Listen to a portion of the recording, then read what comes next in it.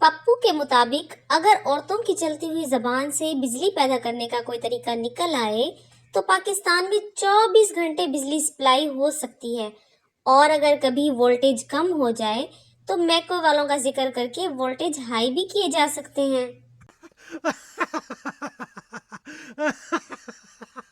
آئینے کے سامنے کھڑی بیوی نے شوہر سے پوچھا، کیا میں موٹی لگتی ہوں؟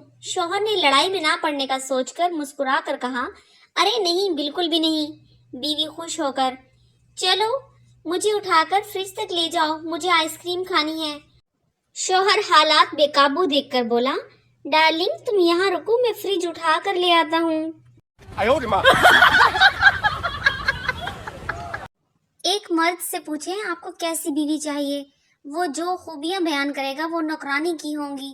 ایک عورت سے پوچھیں آپ کو کیسا شوہر چاہیے؟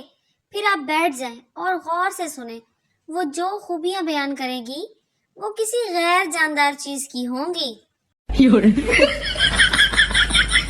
شوہر کی طرف سے 5 مس کال پر بیوی سوچتی ہے نہ جانے کیا ہوا ہوگا۔ بیوی کی طرف سے 5 مس کال پر شوہر سوچتا ہے نہ جانے کیا ہونے والا ہے۔